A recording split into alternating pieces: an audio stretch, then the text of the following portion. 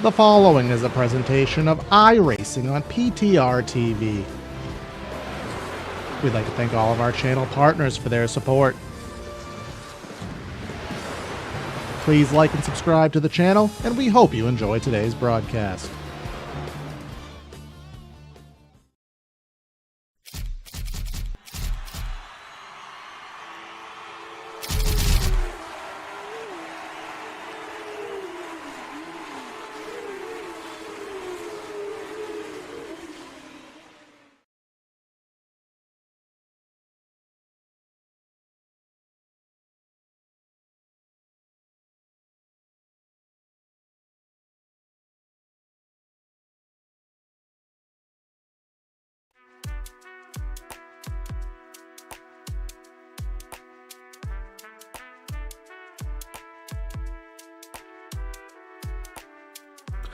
There's a fun saying that you can't teach an old dog new tricks. Well, Red Sox Racing League is a league we can call the old dog. They've been around for a while. They've been doing this thing for a while. They know what they're doing. But I tell you what, there's some new tricks coming out with this spring GT3 Series 2, and you most certainly can teach some new tricks here and there. They've decided to go with an updated format, updated time of day run. So we're racing into the sunrise. It doesn't look like that on your screen right now, but trust me, when we cut over, that is going to be what you see. We go into the sunrise, we run into the morning, and usually you can't wake me up at 6 a.m., but for some reason, Red Sox Racing League has got me to race at virtual 6 to 7 a.m. It's going to be another fun season of excitement, and we can't wait to bring it to you here at PTR TV. So let's go ahead and get this show on the road. Welcome, everybody, in to virtual Sebring International Raceway for round number 1 of the Red Sox Racing League Spring GT3 Series 2. This is Sebring. This is excitement. This is a track that, well, if you're a sports car fan, you know and love. And, of course, the iRacing 12 Hours of Sebring is this weekend. So let's get this thing warmed up. It's going to be myself in the booth, Brad Dalton, doing the play-by-play and doing the production, clicking the buttons in the truck behind, getting you all the pretty pictures that you could ask for. And, well, it is going to be Sauger back for another season. I was worried he'd leave me after one season, but no, Sauger has come back. He's here for the action. And Sauger, it's so great to have you back. Good evening. Bradley Dalton and PTR TV, welcome back to the Red Sox Racing League. I wouldn't want to be anywhere else on my Thursday evening other than right here next to you in the mobile broadcast booth, because this is where the action is at on iRacing every Thursday evening for this very private and exclusive league, the Red Sox Racing League. And we are always in for a surprise. We've got drivers from Les Turner, David Fernandez, Jim Graziano, Mark Kodrowski, Dave Hill, and Brent Cook, all battling for this season's championship. Yeah, so looking at this season's championship, last season's championship came down to the absolute wire, as we talked about, and it was so much fun to see that go through. This season's championship, I think, is going to be just as much to the wire here in the spring. So just as a quick refresher, ladies and gentlemen, last season, it was Mitch Heller overtaking Robert Beirus when it came down to, actually, no, sorry. I'm looking at the drop week added. I got to find the final week's results. It was Dave Hill overtaking Mitch Heller by 2 points. Robert Beirus was in third, Brian Irby in fourth, and Dennis Griffin in fifth place, with Les Turner coming out in sixth. I tell you what, the longer these seasons go on, the more of these seasons we see, the more competitive things get, and the closer we start looking at drivers just inching their way further up and closer championship battles. This season, I don't know who to put my money on, because there's a lot of fast drivers in here and there's a lot of good tracks going through the season. So this season specifically, I think it's going to be really, really fun. Absolutely sure to be a great season again. I cannot believe that the championship was decided basically on a fastest lap point or a clean race point, and then +1 at the very end of the day. 2 points separating P1 from P2. That was a mathematical headache that we had to put ourselves through going into that finale, trying to figure out who had actually won. But we were able to find out there at the bitter end and find out who the real winner was of the Red Sox Racing League last season. And I'm sure we'll find just as close of a championship this season.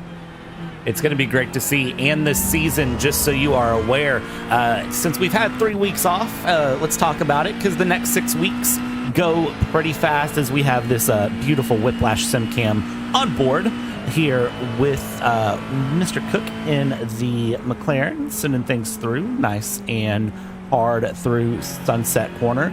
This week it's Sebring. Next week it's Monza. Then it's the Red Bull Ring. It's Long Beach. It's Suzuka. And then April 24th will be the Watkins Glen Boot. So that is going to be how this spring GT3 Series 2 shapes out. And I'm pretty excited about a few of those tracks because, well, they're all good tracks. And the one thing Red Sox Racing has too is they've now launched their mini stock series on Sunday night. Red Sox just changing things up on us more ways than one here, launching that Sunday night series. Sagar, I think it's safe to say that Red Sox is awake and alive, and I think that makes sense considering it's like 6 a.m. virtual sim time. As the kids would say these days, they're woke. I'll give you that one. That's a good one. I like it. Well, Red Sox Racing League is definitely where I would be racing if I had any pace beneath me still. It's why I drive a microphone these days versus a virtual racing car. But Sebring is one of my all-time favorites. And of course, like Bradley mentioned earlier, the 12 hours of Sebring going on this very month. So we have plenty of action to refer to see how these GT3s are going to stand. Basically, with Season 2's iRacing 10 GT3 class, with fixed setup and 40% fuel at Sebring, we're going to be forcing a pit stop here tonight. It's going to be so fun to see how that pit stop flies, too, because it changes the strategy in so many ways here in Red Sox that it's ways that you don't expect. You know, when you think 30-minute GT3 race, you're kind of like, okay, whatever. You know, it's a 30-minute GT3 race. They're just going to run laps and go. And then you throw in that limited fuel and that pseudo-mandatory pit stop there, forced from the fuel, and it just turns this whole race on its head.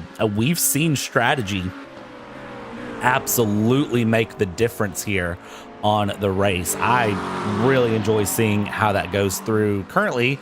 I mean, in terms of strategy, the gap between the drivers is so close. Look at this, top 10 separated by under a second, top 15 separated by a second and a half. This is gonna be a close race here tonight. Like you said, though, Bradley, it really is all about the strategy. We've seen some drivers lose or gain around 2 to 3 seconds in the pit stop cycle. How that ends up working out, we really don't know, but it's been super crazy to see that. And drivers are forced to practice those pit stop entries because it will make or break their championship if they go a little too slow coming down pit lane. Indeed, Mark Kudrowski, a driver that is going to be looking to really push that Mustang through the season, currently pushing through Sunset Bend here, the final corner, bringing that Mustang, that number 944 around. Looks very clean, only 60 seconds left in qualifying, so just enough time to get a couple more laps in. Mark looking like he is really just trying to run the wheels off of that thing as we bring this through. And I do want to give a shout out again to our newest sponsor here at PTR TV, newest partner that we have, Whiplash Sim Cams, bringing you all of the beautiful imagery that you're going to see here tonight. If you're interested in them, be sure to reach out if you have any needs for camera packs, for iRacing, for your broadcast, or just general enjoyment. If you enjoy watching races in spectator mode or replay mode after the fact, these are really good camera packs to add into the mix here. Sagar, it's way too early to tell. 20 seconds left in qualifying, but I'm going to ask you anyways, because, well, that's the fun of what we do here. Who is your prediction for a race winner? I got to go with Dave Hill, the number 13. He's been looking so good all last season long. He's been Mr. Consistency overall. I'd love to see Dave Hill win another championship. Definitely think it's possible for Dave Hill. I think I'm going to go for... I think Mark Kudrowski tonight. I think Mark's going to get a good race start. Fingers crossed that I'm not speaking a curse into existence, but I think he's going to get a good race start and get things going. I think Les Turner is someone to keep your eye on too. Les has continued to get fast all season, and I think Les definitely could have something to bring when it's all said and done. He's been getting pretty quick there in that Batmobile as he And he just jumped into P5, actually, just with that last lap, a 2-minute .999 in the Batmobile, that fast lap, last lap around. Did a pretty good job of getting that one in just down to the wire. We got 2 minutes and 15 seconds left in this qualifying session for the drivers to complete their final laps, and then we'll get right over to the racing action. Yeah, look at this. Gerald Livingston. Usually the Mustangs, we see a lot of generic stuff, but Gerald has that very gorgeous Red Sox Racing League red and white Mustang. I'm a big fan of what he's done here in this Mustang. It looks really good. We'll get a more zoomed in photo. We'll get a more zoomed in picture of it here when we can find a good way to do just that. But I mean, look at that. That is a nice looking Mustang coming across that number 67. Currently he is sitting P16, I'm showing on timing, but possibly finding some more time, and has been very consistent all the way through qualifying. Barney the flag man with the checkered flag, and Gerald Livingston will come across the line, and it's a 2:02 flat, so not improving, but again, very consistent with the lap times across this qualifying session. For sure, and that's going to be the key to the race here. I know you probably got your own keys to the race, but I've got my own keys to the race here at Sebring. Mastering the bumps and the track surface. That will be number one for me. Turn 1, turn 7, turn 17, the sunset bend, obviously. Using softer suspension setups to help absorb the bumps and avoid unsettling the car mid-corner. Well, time to save your setups and get to the racetrack because it's done and dusted at this point. Brake smoothly and efficiently, requiring trail braking at turn 7, turn 10, and turn 17. Late braking, but control is critical due to those bumps again. And optimizing your corner exits for speed. Turn 6, turn 13, and turn 16. Vital to carry as much speed as possible during those exits to gain time going down these long straightaways here at Sebring. Yeah, it's going to be really fun to watch and see how drivers handle it. You asked for my keys to the race, and here's what I came through. So my keys of the race were to bend Sunset Bend. And what I mean by that is, well, when you're going through Sunset Bend, you got to mind the line. It's a very tricky corner to get right, but when you get it right, man, it's so satisfying. Watch the hairpin down in turn 7. That's a very hard braking zone that you have to nail right. And if you nail it just right, again, you can get some very good passes. And then I said save the tires. This is an abrasive track surface. It's one that can catch drivers off guard if they're not careful. So we'll have to see how they handle it. And well, that's not the camera image we want.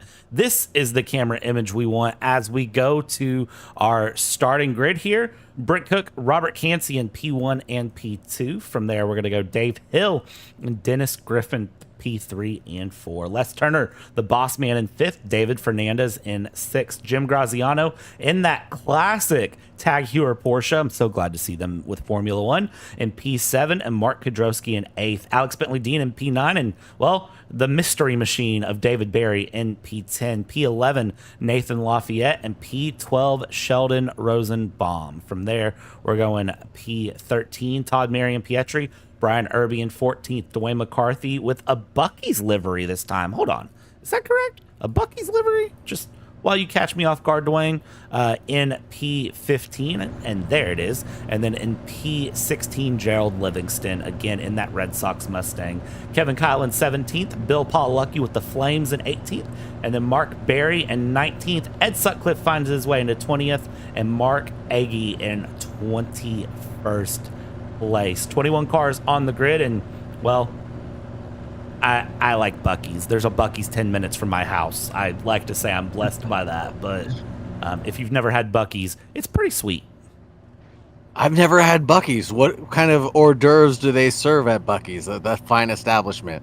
So Buc-ee's is not a gas station. They're an experience. They're a travel destination. So you can go in, you can get your barbecue, you can get beef jerky, you can get some nice fresh baked goods, and then you can go through and use the absolute cleanest bathrooms you've ever used. And I tell you what, depending on how these drivers drive tonight, they may need a Buc-ee's bathroom break if they're not careful. Bringing it around Sunset here, very short pace lap. Drivers, I think, getting caught off guard a little bit here. Green flag's out. We are underway. We're looking at about 15 laps predicted, and well, 30-minute race. So do the math on that. Brent Cook, Robert Cansey, and Dave Hill going into turn one. Don't take it 3 wide. Be nice and careful and gentle on entry as you go into this tricky infield section. Brent Cook holds the lead. Dave Hill, Robert Cansey in second place. They're going to battle things out, and Dave Hill gets second. Les Turner up into third on the race start. Les Turner, a driver, a man on a mission, getting moves done up into third before we even get through turn 3.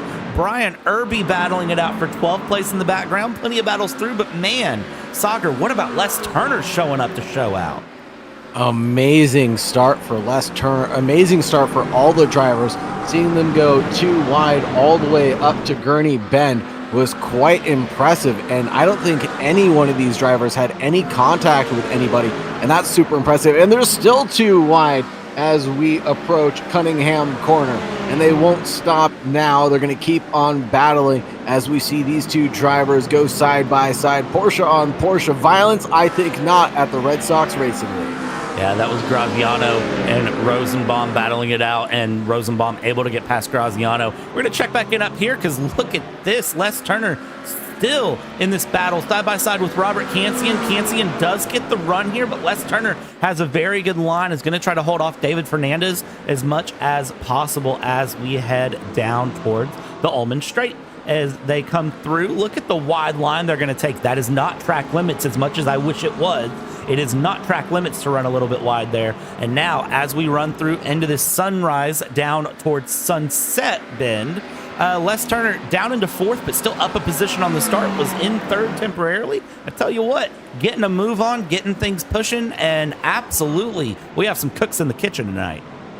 Absolutely, and we're not just talking about Brett Cook, we're talking about all the drivers who are battling out for the lead of this one. Dave Hill, 7/10 back from Cook. Cansey 2.1 back and just dropping like a stone. Les Turner is going to want to get that hurry up, giddy up, and go going to get past Cansey in front of him to go ahead and try to catch up to that podium position that he wants. P1 obviously is the one I'm referring to. On board with Mark Kodrowski right now, and he's about 4/10 back from the car in front. That'll be David Fernandez, and Fernandez driving, I believe that's the Tag Hero Porsche in front. And what, oh no, Todd Marion Pietri getting it all wrong at turn 2, it looks like, and he spun around the wrong way.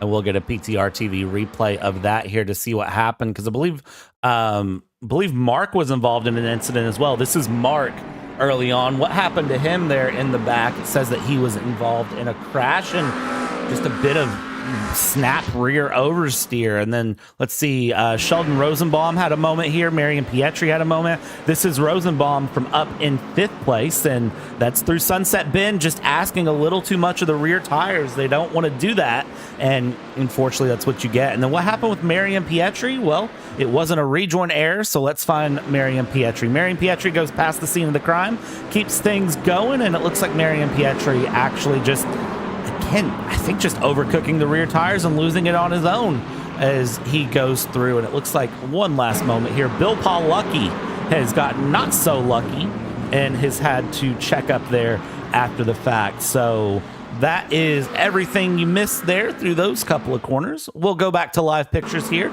and this is back live with Bill Lucky, who is chasing down for P15 with Gerald Livingston. Up in the front here, Brent Cook, 0.8 of a second in the lead. Wow, amazing racing still going on through the rest of the field. And where did Les Turner, did he drop back down to 5th again? He did drop back down to 5th, having a poor run of things right now with David Fernandez, who jumped up into 4th, started in 5th, currently running 5th. Change has been up and down for him. And there goes a look from the Mustang in the background. Didn't want to act on it, but just giving a little bit of a scare or a little bit of a heart attack to me coming in towards turn 1. I said the keys of the race were minding the bumps. not the bumps of the other drivers in front of you, but just minding the bumps on the racing circuit. At certain points of the track, you can see 3 to 6 feet of elevation change just from the bumps alone. It's insane how bumpy this track is. It's so bumpy, but if you do things just right, you can take advantages. Look at that. Mark Kudrowski with a hard breakdown into the hairpin, and I think Les is going to go from bad to worse because Dennis Griffin is going to go by as well. Les Turner trying to be nice, leave the space for Mark Kudrowski, and he gets through. Dennis Griffin takes advantage of that and is able to get through on his own as well. Side by side they go, the Acura versus the McLaren. The Batmobile just doesn't have it there. And then David Barry, look at that. What's new, Scooby-Doo? Well, what's new for Scooby-Doo? He's coming after you, and he's trying to solve how to get into P7. Maybe Les Turner is in a little bit of a fuel save mode right now, trying to shorten up that pit stop as much as possible. He knows that he stays in slipstream range of the cars in front. He can possibly get a nice tow, and using some lift and coast into these braking zones seems to be where he's losing as much time as allowing the cars to get by him there. And like you said, not abusing track limits. That is the actual racetrack there, and drivers almost stipping a wheel off into the left-hand side at Le Mans corner. And as they come out of Le Mans down the Ullman Straight here and continue along towards sunset, you can see how the sunrise is coming up. And usually the concern here at Sebring is that sunset through Sunset Bend and kind of the blinding lights that you get there. But because we're racing into the sunrise, really it's going to be turn one where I think you're going to get the glare and kind of have the issue as we go, as we come along. And let's ride on board here with Les for just a minute. You can see he's really trying to push to the inside through turn one and then open things up. Coming through turn two, turn three. I mean, he looks smooth and consistent. There's nothing that really shows me that his car has any issues. I do agree with you, Sagar. I think he's in fuel safe mode here. I think he's got to be right now, just trying to stay within touching distance of the cars in front of him, and knowing that he'll make up that time during the pit stop cycle is going to be crucial for him in his race. I think he saw it time and time again, thanks to PTR TV's live camera action, how much the fuel saving strategies ended up working out for a lot of drivers while they were able to maintain the pace and consistency. It didn't work out for him, and he lost 2 positions right here last lap around, but as long as he can do some damage limitation right now, keep the 14 behind, that'll be David Barry. He'll be sitting pretty. Yeah, he's going to be fine on this one in the long run. I think it's just a case of getting through the long run, which he seems to be doing just fine on here. No other big incidents have happened since our lap 1 moments, or lap 2 moments they actually were. Our couple of scares there with Rosenbaum, Mary, and Pietri as they went through. Continuing to watch here, David Barry. This 4-car train is Dennis Griffin, Les Turner here. Actually, it's Les Turner at the front. Dennis Griffin is pulled away there.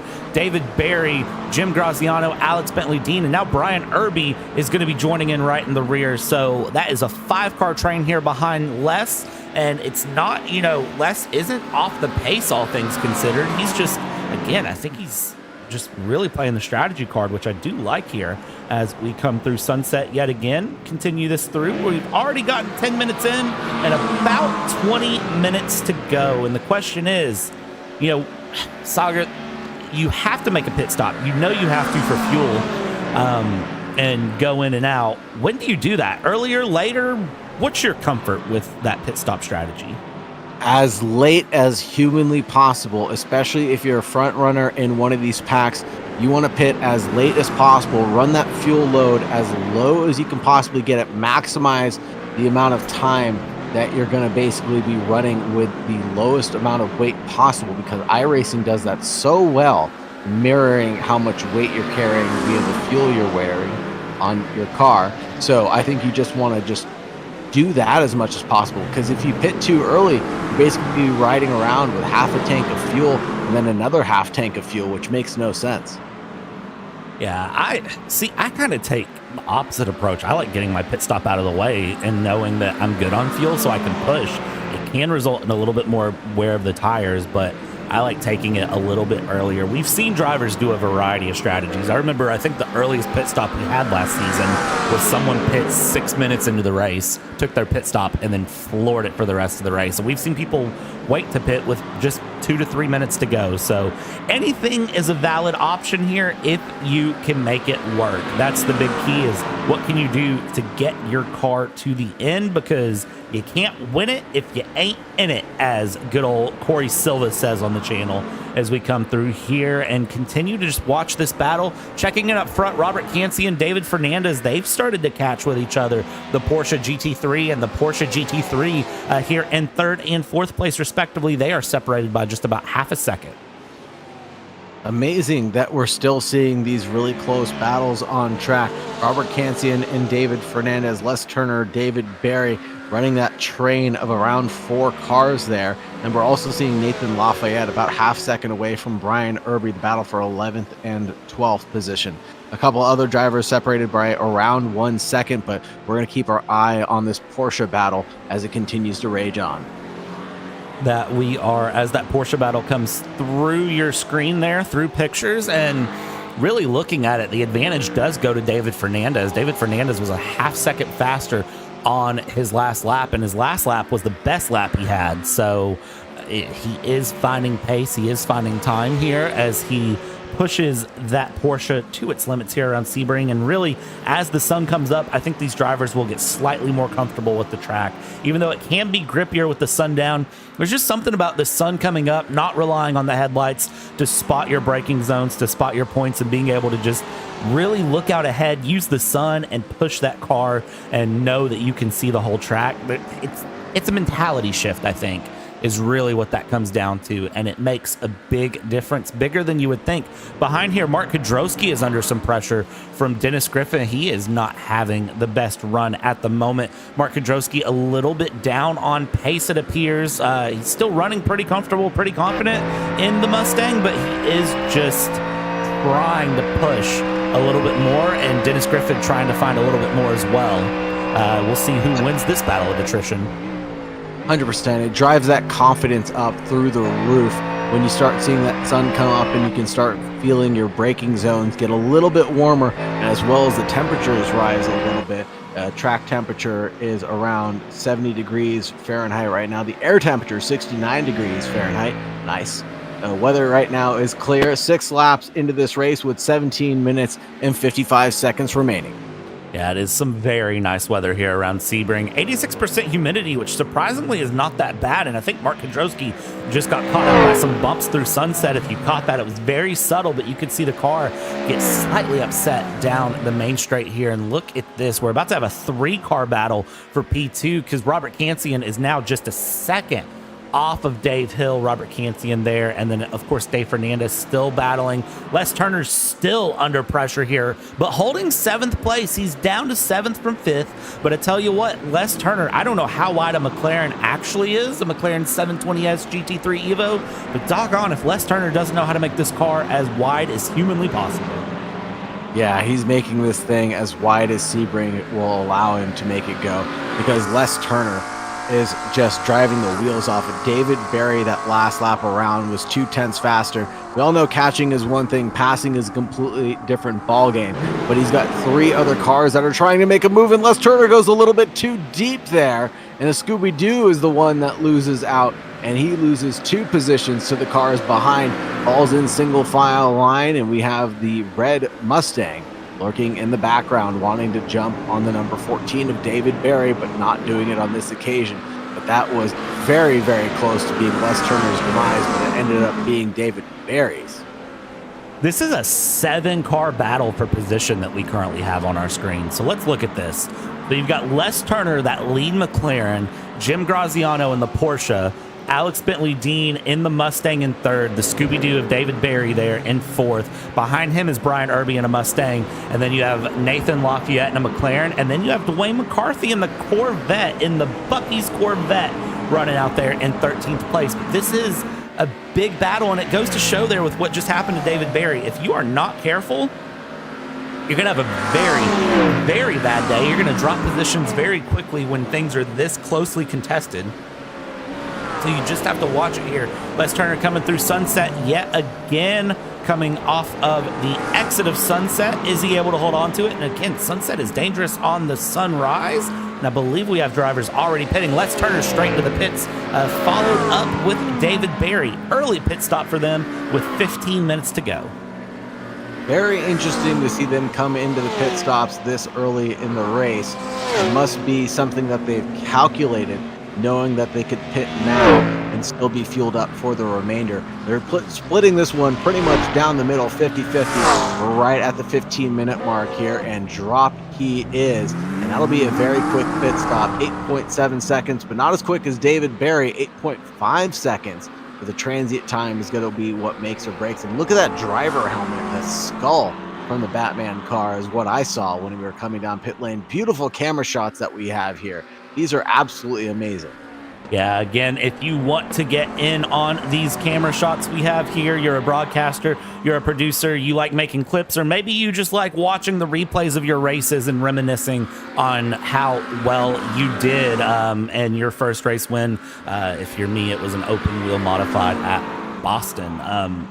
No, just me? Okay, well, if you want the best shots possible, you are going to want to check out Whiplash Sim Cams. They're a partner here at PTR TV for the 2025 season and beyond, and we will be showing off all of their amazing pictures and cameras throughout this season exclusively here on PTR TV. So be sure to check them out and show them some love. Check it back in here with this battle that was a 7-car battle. It's now separated out to a 4-car battle with some pit stops being made in the mix here. Brian Irby now leads this train with Nathan Lafayette, Dwayne McCarthy, Dennis Griffin behind. Alex Bentley-Dean is catching up to Jim Graziano ahead. The Mustang catching the Porsche. That's a pretty scary view with how small and sleek the Porsche is. It's a very, very pretty picture, you know, coming through. And then you just have that big old boat of a Mustang as that big old boat of a Mustang for Alex Bentley-Dean peels off into the pits, followed by the Corvette. Ooh, and was that the Honda or the Acura NSX running into the wall there, or just hitting the brakes so hard that it basically just got a little sideways? And I think he might have crashed into the wall. There's going to be a disconnect there for Dennis Griffin, if I'm not mistaken. Let's get a replay transition up here and see if we can tell exactly what happened to Dennis, because it wasn't ideal, whatever it was. So this is triggering for me as a moment, but I don't think this is what happened. So this is Dennis spinning early on. Let's see if we can get what just happened to him, though, because he did just tow into pits. We'll do a little bit of TV magic and find this. If we can find a good picture of it. Let's get a very in angle blimp shot here, and then here we go. So this is what I've got, and no, he rear-ended the Corvette. Oh wow, I thought I saw that car jostle coming into pit lane, and that's definitely what happened. Just runs into the back of the Corvette and then returns to garage, and that might be the end of his race. It indeed might be. We'll get one more angle of this, because it looks like either he wasn't expecting him to be that slow into the pits, or actually, I kind of have a theory of what happened here, Sagar, as we hop on board. Here's look at that sun, that blinding sun coming through, and I think he just couldn't see the brake lights. Oh man, super crucial mistake made, running into the back of another car coming down pit road. And that is truly heartbreaking. Race leader Brent Cook with 11 minutes 48 seconds to go. That AMS Oil sponsored McLaren 720S GT3 Evo. Currently 2.5 seconds in the clear from this driver right here, the Mustang of Dave Hill. Robert Kansian behind, under a lot of pressure by David Fernandez. 0.2 of a second separating them as they go through. The Les Turner battle after pit stops have started to cycle. Brian Irby now into the pits, but Les Turner, look at this. Look at this. Look at this. Goodness gracious me, look at this. Now that is a picture you don't see every day. Les Turner under pressure from the inside there by Alex Bentley-Dean. Alex Bentley-Dean gets the move, and now David Berry's going to look for the move as well. Double inside. Les Turner is going to run the long way around Sunset, try to carry the pace, washes way out, almost hits the wall, and Les Turner losing 3 positions on one run. Alex Bentley-Dean, David Berry, Dwayne McCarthy, all getting past Les. Les now relegating into 16th. Amazing battle that we just saw. It shows you how close things are getting here at the Red Sox Racing League. And then there is another car rejoining this four-way pack to resume what was a 7-car battle. And we're almost back to right where we started, huh, Bradley? We really are. It's so fun to watch this too, go through and just continue to watch these drivers challenge each other. This is Brian Irby and that number 11 Mustang who's getting involved in this battle as well. And Les Turner, I mean, has to be feeling the pressure here at this point as they go through. Alex Bentley-Dean holding on ahead of David Barry, ahead of Dwayne McCarthy, Les Turner, Brian Irby. Goodness gracious me. They are absolutely challenging as they go through. David Fernandez up here in the front. This is the battle for P3, still trying to take on Robert Cancian and still separated by 0.4 of a second. Do they have anything to really give them a bit of extra oomph? Hopefully so. A little bit of extra fuel in the tank, and pushing hard is that 0.9 against the 1.99. David Fernandez about half a second away is the gap that he has maintained, but he's looking awfully closer than that as he chases down the 1.99 of Robert Cancian now.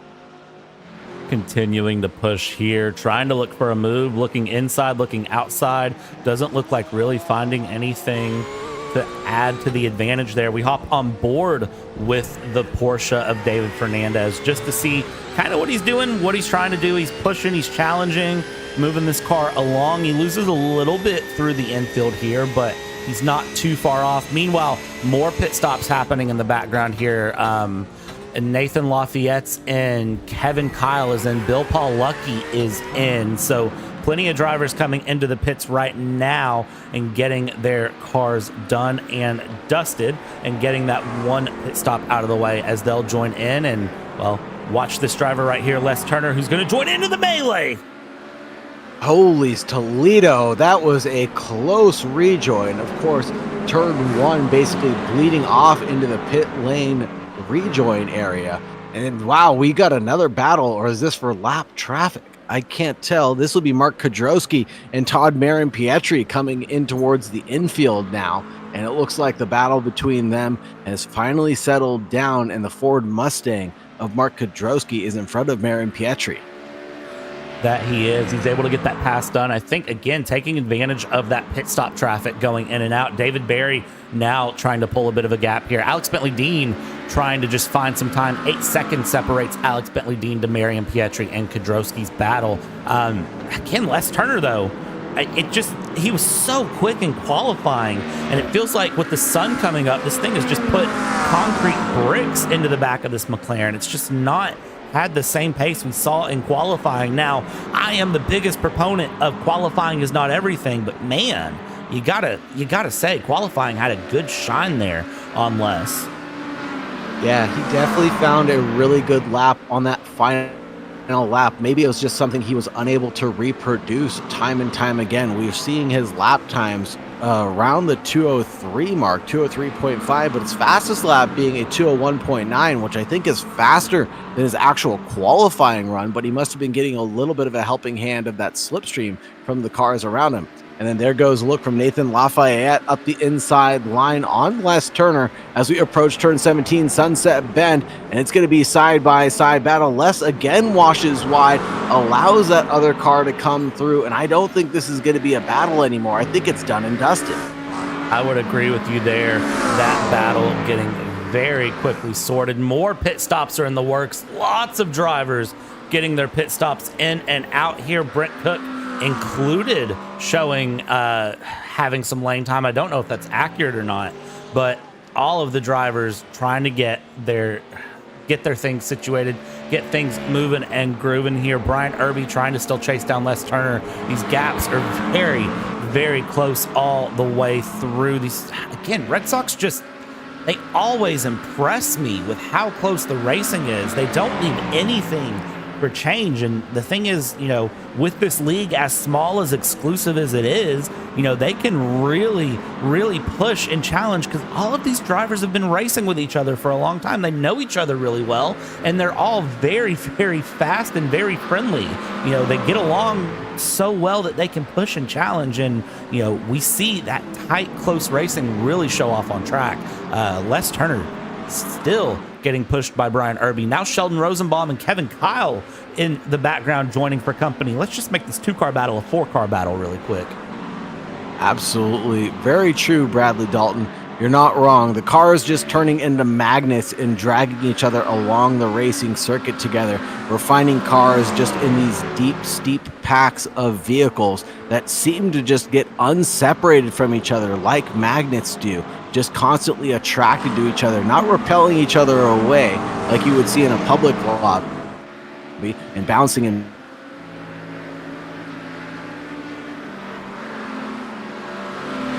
Great battles that we're continuing to see time and time again. Yeah, these great battles do continue on and on and on, and man, I enjoy it so much. As that is Sheldon Rosenbaum in the Porsche going a little bit wide there as my timing software decides to act up at the most inconvenient of times. So if you see that picture on the left disappear, the timing tower, just ignore it. Just know there's 5 minutes left to go in this race, and we are continuing to challenge through. We are continuing to watch that battle with Les Turner at the helm there as they continue to fight. I mean, man, it's just, you would think this is the battle for the lead. That's how hard they're pushing as they go through, and again, I'm all for it. I'm enjoying it. Absolutely, and Rosenbaum actually was able to get around Brian Irby, it looks like, coming in through turns 2 and turn 3, and now just is gapping the Ford Mustang, and now that Mustang surely has an issue because he pulled over to the side of the road there, and that can't be good for the number 11 Whistler car. I have a feeling that was just a little bit of friendly politeness going through. White flag is out. That is a little bit earlier than I was expecting for the white flag to come out and about. Brent Cook through on through Sun. Actually, no, he's not through Sunset. Where is he at on track? He is coming out towards the Ullman Straight for Sunset, and it's saying white flag on my software, but we still have 4 minutes of racing showing on the timer. So if this is an error, we're going to find out very quickly. Coming through Sunset, we'll go, and no, Barney doesn't have a white flag, so just ignore that says final lap. It's definitely not final lap. We are, as I just made it say, green flag to race here. Brent Cook comes across the line, and well, Barney still doesn't have the white flag, so we're gonna just ignore that says final lap, because it's definitely not the final lap. It's definitely not the final lap. We've got a few more minutes left in this race. I believe it'll be this one plus one more, and then the race will conclude. Brent Cook leading over Dave Hill. David Fernandez up into P3 now. Mark Kodrowski in 4th. Robert Kansian in 5th. Jim Graziano, Alex Bentley, Dean, David Barry, Dwayne McCarthy, and Nathan Lafayette will round out your top 10 for now. Yeah, we jump in with David Barry, Dwayne McCarthy battling. Brian Irby now dropping into the pits here and possibly short on fuel. I'm not sure what's happened with Brian Irby here, but Brian Irby having to drop into the pits. Car goes up on the jack stands, and he will lose out a lot of time. David Barry, well, what's new, Scooby-Doo? Well, Scooby-Doo, I hate to tell you, but Dwayne McCarthy, the Buc-ee's Beaver, would like to have a run for your money here down into the hairpin. Hard on the brakes, looking to make a move, and, well, Dwayne McCarthy not able to find that fresh top brisket in the hairpin to make the move stick. Will continue to try to battle. An amazing battle that we still have with one more lap left to go. David Barry and Dwayne McCarthy, and it looks like the faster lap is going to Dwayne McCarthy in the 003 as he tries to catch up to Scooby-Doo in that Mystery Machine car. But I think Scooby-Doo is running, and he's seen some ghosts as he is scrambling on ice right now. And there goes Dwayne McCarthy closing down that gap, coming around the outside bend of the racetrack, and we approach the Le Mans corner finally, and this might be the Buc-ee's car's opportunity to get a run on turn 17. Let's see on board right now how fast he can make this car go, but that oversteer moment is definitely going to be the thing that costs him. That Corvette not doing so well when it got on the accelerator. And Nathan Lafayette behind in the McLaren is going to be looking for company here as well. White flag is waving for our race leaders as they come across the line. So one final lap for this man right here, Brent Cook, to make. And well, if you're wondering how Brent Cook is done today, well, we've had a 15 lap race when they crossed the line. He's led 14 of them. So not doing too shabby, I must say. Sheldon Rosenbaum, look at this, trying to get the final move done on Les Turner, is going to go around the outside into turn 1. Can he make this move stick? Well, he's certainly going to try it, and certainly try it he will. Look at this as he's trying to push that Porsche for the final time around, really trying to give it the try and just not able to get that done in that moment as they go through. This also opens up the door for Kevin Kyle to bring things around and really try to challenge. Watching through, trying to make sure our race leader doesn't cross the line on us. Race leader is currently going down towards the right-hander of, I believe that is turn 7, and is running through. We'll catch up with him in a moment because this battle is not done or dusted. Not even close yet. And we've got the white flag waving. The checkered flag will be out in just a few moments' time. But this is a steep battle between our two rivals right now. On the racetrack, that Porsche getting awfully close to the Batmobile in the rear view mirrors, getting very big. Now again, trying his opportunity coming through Le Mans. And then on our way to turn 17, will this be a good enough of a run? And don't forget about the car lurking in the background. If any of these drivers make a mistake, it'll be 2 positions lost, not just 1. Coming through Sunset, it is going to be Brent Cook's day. The Ames Oil McLaren is going to take the victory here in Sebring. And while it's not the 12 hours in Sebring, it's Red Sox Racing League. It's just as great. Brent Cook wins round 1 of this spring battle, but I don't want to lose out on this battle as they go. This is Les Turner, Sheldon Rosenbaum. This is the battle for P11, but they're acting like it's the battle for the win as they come through. Look at this as they go, and as they come through Sunset with the sunrise, one last hurrah if it can be found. And even Kevin Kyle wants to have that one last hurrah. Switchback outside to the inside, they come through, not enough to find, and well, it is going to be across the line there for those 3 in the order they battled for so long. Goodness gracious me, what a race. That was something else. Yeah, it really is a pleasure to be here at the Red Sox Racing League with PTR TV to watch all this action come to form and see everybody battle it out on the racetrack. But it's all about Brent Cook right now. Finished first, started in first, led every single lap of the race, followed by Dave Hill and David Fernandez, who got positions done and dusted for P3. Yeah, we'll get your unofficial results pulled up here as it stands, and it is going to be Brent Cook by 2 seconds in the end. I think that lead was out to almost, 4 or 5 seconds at one point? But 2 seconds is where Brent Cook finds the win. Dave Hill in second, David Fernandez in third, Mark Kodrowski back in fourth, Robert Cancian in fifth, Jim Graziano in sixth, Alex Bentley Dean in P7, David Berry in eighth, Dwayne McCarthy and Nathan Lafayette rounding out your top 10. From there, we go P11, Les Turner, Sheldon Rosenbaum, Kevin Kyle, Bill Pollucky, Gerald Livingston, Mark Berry, Todd Marion Pietri, Ed Sutcliffe, Mark Agee, and Brian Irby were both down 1 lap, and then Dennis Griffin, who was down 18 laps on the day as it registers, which actually means that he had an incident pretty early on and did not make it through. So let's check this out. Soccer, do we have any drivers waiting to speak with us? We do. We have Mr. Cook himself. Brent, good evening. How you guys doing? Pretty good. How are you doing after Sebring? Good. I like this track. Talk me through your race, because it seems like really this was just a good a good virtual Sunday morning cruise for you. There you go.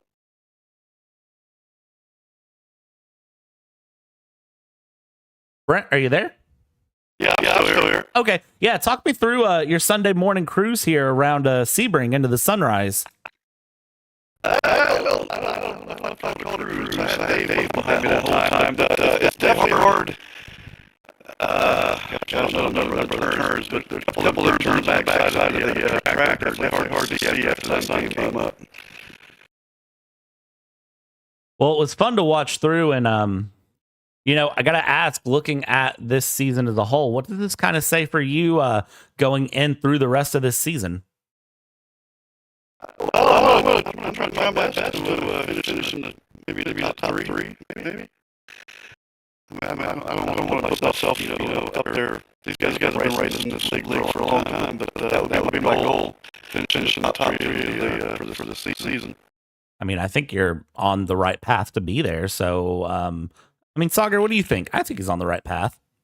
I think he's on the right path with the right foot forward, that's for sure, to win race one of the series. He's doing a good job showing what he's made out of. Now, the key to the race for next week is going to be what do you think, Brent Cook?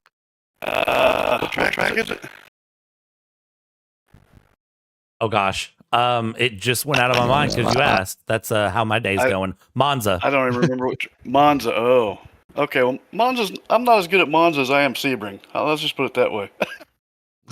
But I'll go and do some practices. Hit the Red Sox league puts out some practices. I'll go hit those, and hey, we'll see what happens. I'll go out and do a clean race. If I win, I win. If I get last, I get last. But either way, I'm going to make it as clean as I can make it. Well, and that's what we love here at the Red Sox Racing League, is that the drivers may not be the fastest, but they are some of the cleanest drivers I've seen in any of the championships that I broadcast. And I'm sure that Bradley Dalton will confirm that with me. The level of craft that you guys carry is quite high. And where does that respect come from, Brent? Honestly, I don't like getting taken out of races, and that's why I haven't been doing a lot of official races, and that's why I like the league racing. I just like racing with people who race clean the same as I try. If there is a wreck, it wasn't because they blatantly did it. That's for sure. I think it's always. That's for sure. Yeah, that is. I will third that one as if it needed a third here. But yeah, Brent, it's super fun to watch, man. Congrats on your week one. Any final thoughts before we let you go enjoy it? No, I appreciate you guys broadcasting for us, man. Have a good one. Awesome, Brent. Take it easy. Have a good night. All right, see y'all. And let's catch up real quick with Dave Hill as well. Dave, Brent said that this was not a Sunday morning cruise into the sunrise because he said that you were behind him. So was it a good Sunday morning cruise into the sunrise for you? Yeah, it was okay. It was pretty fun. It was my first time back in the rig since we ended the last season, but I kept meaning to get back in and just never did. So I was a little rusty and definitely made some mistakes, but I think he had flat out had the pace anyways, even if I ran a little cleaner. So, but I'll take P2. I thought it was fun to watch going through. I got to ask, you had a lot of pace through the run. How did the Mustang feel around this track? And do you think there was anything you could have done a little bit different? Actually, it handled pretty good, even over all the rough stuff. I think I could feel a couple laps where I was overdriving it, and it started to lose some pace and get a little slick. And then when I backed off, though, the tires came back pretty well, or at least that's how it felt, whether it was psychological or not. But going into the last corner there, it only tried to get away on me once. Once you cleared that bump near the middle, you could pretty much hammer down and pull all the way through flat out. So it was actually, I mean, that makes it a lot of fun to drive, and it was. So no, it turned out to be really good. Awesome. And Dave, we asked Brent this, but I'm going to ask you this as well. What are we thinking next week at Monza? How's the Mustang going to do at Monza? How are you going to do at Monza? I think it'll be okay. Never actually driven it there, but I mean, there's a lot of straightaway, and I mean, that's where the Mustang kind of shines if you can get a good run out of those corners. But if you learn to drive it properly and you get slowed way down before the heavy turns, and not go in too deep, it will actually turn. So just gotta kind of keep that in mind to kind of drive it a little slower on entry to be able to make it go faster. And if you can get those good runs coming out of the corners, I think that's where the Mustang shines a bit. Awesome. Dave, any final thoughts before we let you go enjoy this second place and enjoy, I'd say coffee, but it's 10 p.m. Eastern, so I hope you're not drinking coffee at this time, but the virtual sunrise kind of throwing me off a little bit. But before, we'll say a glass of water. How about that? Okay, sure. Yeah. No, not really. Thanks to you guys. Thanks to Les and the rest of the Red Sox League and members. And yeah, well, we'll see everyone at the next one. Awesome, Dave. We'll take it easy, and congratulations on P2. All right, thanks. See you guys. See ya. All right, and it looks like we do have doesn't look like we have third place Dave Fernandez. So Sagar, any final thoughts before we send this one off? Just a wonderful stream, everybody. Thank you so much for the lovely entertainment for my Thursday evening. Thank you so much for having me, Bradley Dalton and the Red Sox Racing League. As always, make sure you guys stay safe out there.